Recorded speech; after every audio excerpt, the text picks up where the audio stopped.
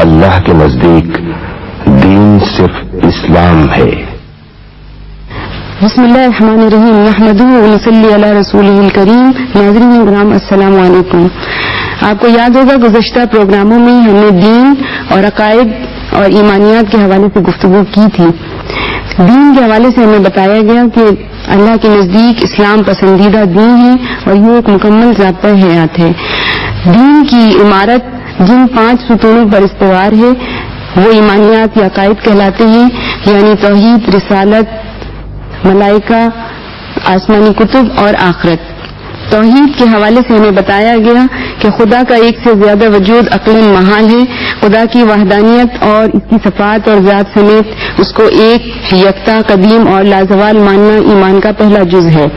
جبکہ اللہ کے رسولوں کے بارے میں ہمیں معلوم ہوا کہ وہ اللہ کی وہ مقدس اور برگزیدہ ہستیاں ہیں جن کو اللہ تعالیٰ نے اس کام کے لیے منتخب کیا اور انسانوں کی رہنمائی کے لیے دنیا میں بھیجا۔ آسمانی کتب کے حوالے سے جو بات چیت ہوئی اس سے ہمیں معلوم ہوا کہ آسمانی کتب جن کا تذکرہ قرآن کریم میں ہے 4 ہیں، یعنی تورات، زبور، انجیل اور خود قرآن کریم۔ اس کے علاوہ بے شمار کتابیں اور صحیفے دنیا میں آئے، لیکن قرآن میں انہی 4 کتابوں کا تذکرہ ملتا ہے اور قرآن جو ہے وہ آخری کتاب ہے۔ ملائکہ کے حوالے سے جو گفتگو ہوئی اس سے ہمیں معلوم ہوا کہ ملائکہ یہ فرشتے اللہ تعالیٰ کی نوری مخلوق ہیں اور وہ اس کی مرضی کے مطابق کام کرتے ہیں، وہ عقل اور شعور رکھتے ہیں۔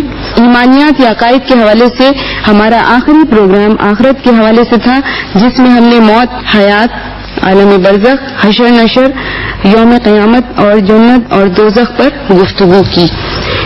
ناظرین کرام، اسلام عقائد یا ایمانیات، عبادات اور معاملات یا اخلاقیات پر مشتمل ہے۔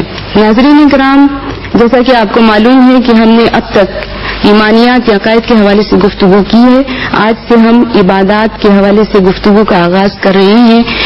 ہمارے آج کے پروگرام کا موضوع تصور عبادات ہے۔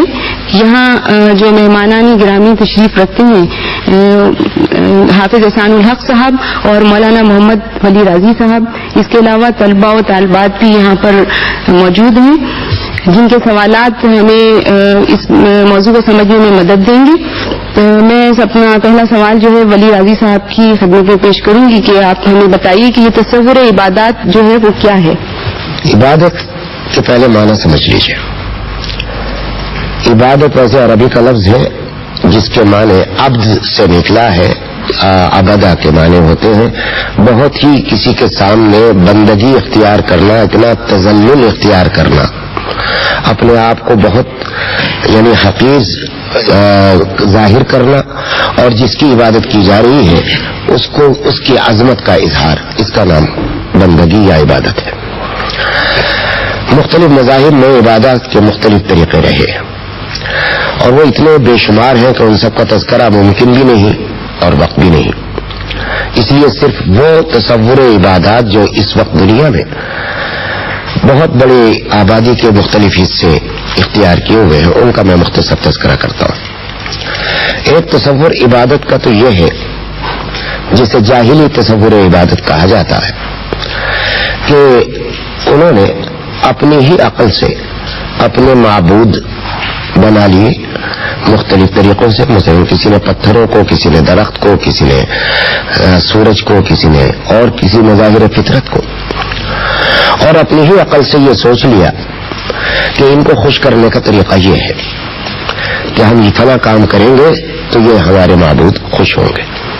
اب اس میں انسان جب اپنی عقل سے فیصلے کرتا ہے تو بہت سی غلطیاں بھی کرتا ہے، تو ایسے جاہلی تصور عبادت کے مختلف قسم کے چڑھاووں سے مثلا پتھروں پر یہ چڑھاوے کہ ان کے پاس مٹھائی لے جائی جا رہی ہے یا دودھ پلایا جا رہا ہے یا اور کوئی دوسرے مختلف کام ہیں، ان سب کو جاہلی تصور عبادت کہا جاتا ہے۔ اس کے پیچھے نہ کوئی دلیل ہے عقلی اور نہ یہ دلیل ہے کہ اس سے یہ معبود ہے اور یہ معبود ان باتوں سے خوش ہوتے ہیں۔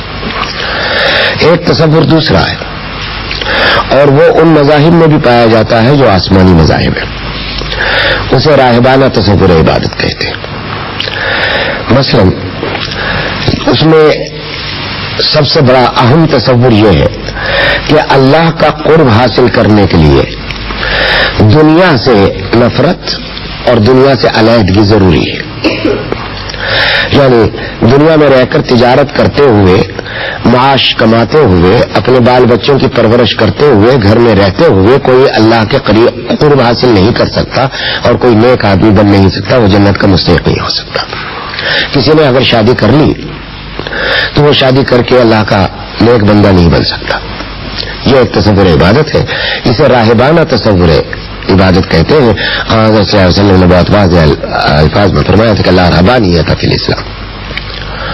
تو کیا اسلام میں رہبانیت نہیں ہے؟ یعنی دنیا کو چھوڑ کر جنگلوں میں جا بسو، غاروں میں بیٹھ جاؤ اور وہاں جا کر یہ سمجھو کہ اس سے اللہ تعالیٰ خوش ہوتے ہیں. یہ ایک تصور عبادت ہے، اس کو راہبانہ کہتے ہیں تصور عبادت. اسلام کا تصور عبادت مختلف ہے، اور صرف مختلف نہیں، بہت حکیمانہ بھی ہے اور بہت زیادہ سمجھ میں آنے والا اور انسانی فطرت سے قریب تر ہے. فرمایا وما خلقت الجن والانس الا لیعبدون. اللہ تعالیٰ فرما رہے ہیں کہ میں نے جنات کو اور انسانوں کو صرف عبادت کے لیے پیدا کیا. جنات اور انسان یہ دو ہی مخلوقات ایسی ہیں کہ شریعت جن سے مطالبہ کرتی ہے، اور جو مکلف ہیں، یعنی مکلف کا مطلب یہ ہے کہ جن کے لیے ضروری ہے کہ فلاں کچھ کام کریں اور کچھ نہ کریں. باقی دوسری مخلوقات کے لیے یہ پابندی نہیں. اب یہاں یہ کہا جا رہا ہے کہ پوری زندگی اس لیے ہے کہ تم عبادت کرو اللہ کی. سوال یہ ہے کہ یہ کیسے ممکن ہے؟ اگر عبادت کا وہی تصور لیا جائے کہ چند رسوم اور چند طریقے عبادت ہے، تو پھر اگر زندگی کا مقصد عبادت ہے تو پھر ہمیں تمام زندگی انہی طریقوں میں گزارنی چاہیے. مثلا اگر کسی کے سامنے سجدہ کرنا عبادت ہے تو پوری زندگی سجدے میں پڑے رہنا چاہیے، نہ دفتر جانا چاہیے، نہ سونا چاہیے، نہ کچھ اور کرنا چاہیے. تو یہ ممکن نہیں ہے، قرآن کا یہ مطلب بھی نہیں. قرآن یہ کہتا ہے کہ تصور عبادت یعنی عبادت یہ ہے اللہ تعالیٰ کی کہ اللہ تعالیٰ کے احکام کی پابندی اور اطاعت کرو. اللہ تعالیٰ کا حکم آتا ہے کہ سو جاؤ تو سونا عبادت. اگر یہ حکم ہے کہ اپنے بال بچوں کے لیے معاش حاصل کرو، تجارت کرو، سیاست کرو یا زراعت کرو، تو یہ سب اسلام کا حصہ بن جاتے ہیں، عبادت کا حصہ بن جاتے ہیں. ان میں شرط یہ ہے کہ ان سب طریقوں کو، جو بھی طریقہ آپ اختیار کریں، وہ طریقے قرآن اور سنت کے مطابق ہو، حق تعالی شانہ کی مرضی کے مطابق ہو.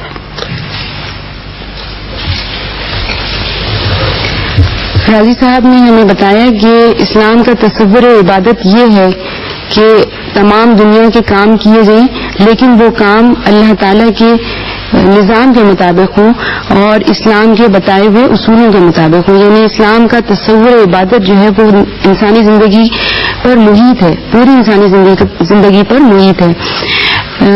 میں اب حافظ صاحب سے درخواست کروں گی کہ ہمیں یہ بتائیں کہ اللہ تعالیٰ جو ہے وہ ہر حاجت سے پاک ہے، یعنی اسے کسی چیز کی ضرورت نہیں.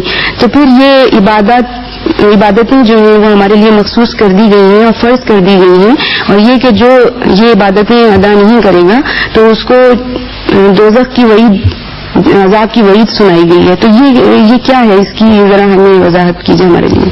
جہاں تک اس بات کا تعلق ہے کہ ایک انسان جب اللہ تعالیٰ کی عبادت نہیں کرتا تو پھر وہ سزا کا مستحق کیوں ہو جاتا ہے، تو حقیقت یہ ہے کہ اگر ہم عبادت کے تصور پر غور و فکر کریں اور جب ہم اس نتیجے تک پہنچتے ہیں کہ اس کائنات کا ایک خالق و مالک ہے اور ایک ہمارا خالق و مالک ہے جو اللہ ہے، تو خود بخود اس کی معرفت کے کچھ حقوق ہم پر عائد ہو جاتے ہیں، جن کا مفہوم، جن کو آپ اصطلاح میں حقوق اللہ کہتے ہیں.